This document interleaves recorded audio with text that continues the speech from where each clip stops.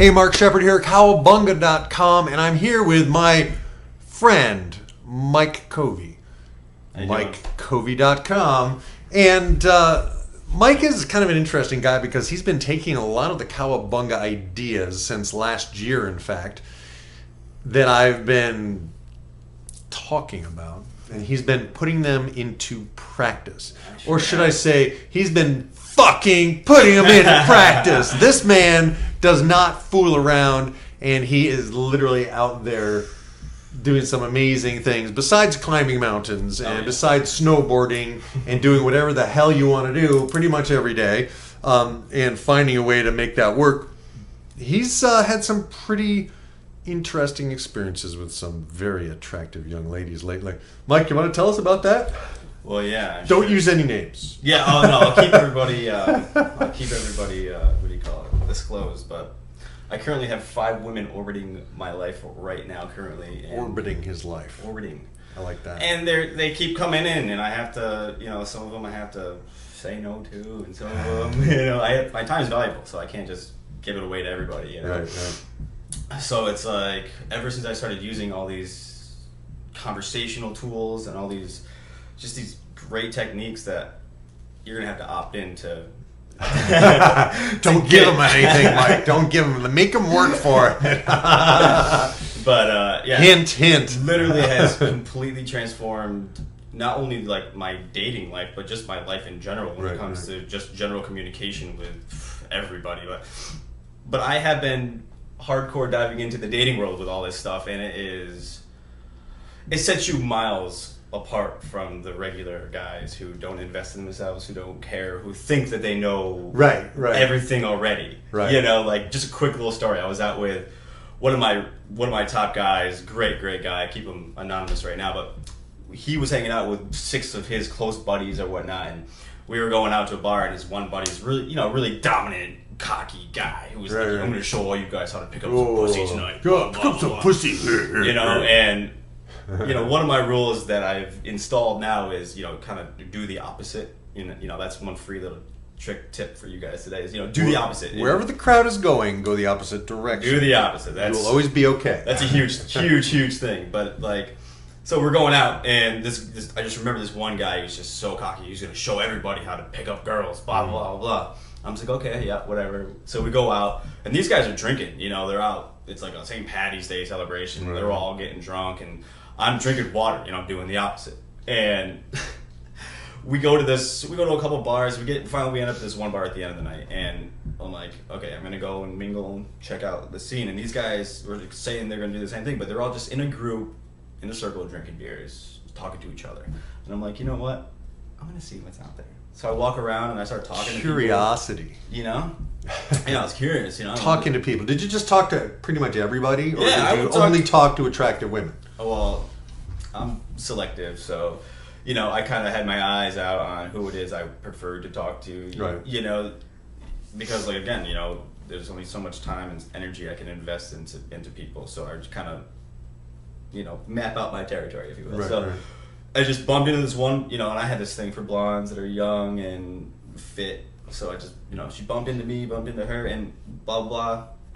Turns out at the end of the night, I'm the one walking out of the bar holding on to this beautiful blonde girl while these other That's not how you told me. She grabbed you. Yeah, she grabbed... You told me she literally grabbed you and pulled you out of it. She grabbed me by the hand and said, let's go. Come on, let's go. Right. So I was being led out of this bar by this beautiful blonde. And here was these guys, and I was only in there for 45 minutes. Right. Literally, from entering the door to leaving with a beautiful blonde, I was in there for 45 minutes. And there's those 6 dudes standing in the circle drinking beers, and I just gave them a salute.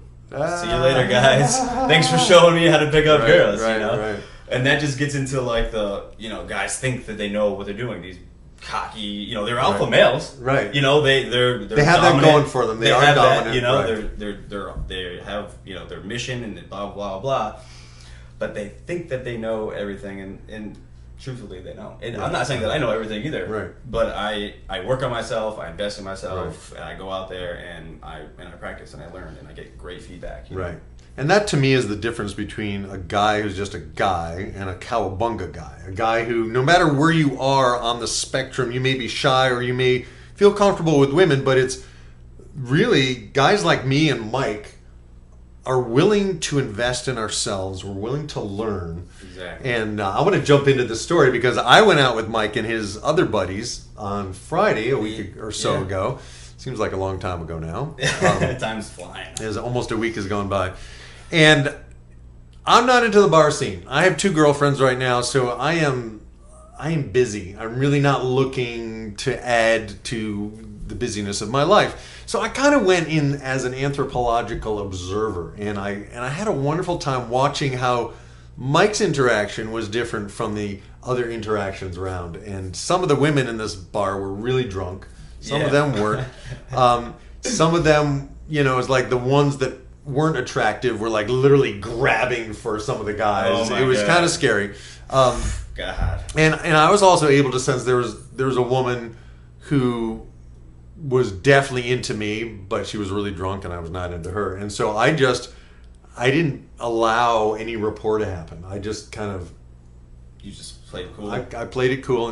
But it was interesting because one of Mike's friends got the phone number of this young lady who Mike and I had been talking to and who we had done some Cowabungah conversation with. Oh, yeah. And I was there to kind of support Mike as a wingman. And a day or so later, she took the effort.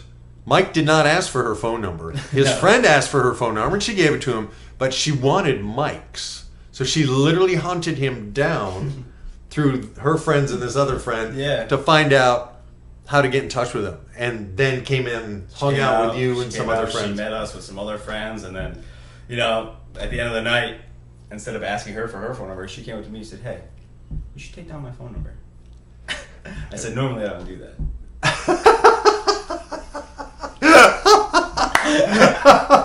But I did in this one instance. I took down her phone number, and so now she's orbiting. and he's going hiking with her on Saturday, right?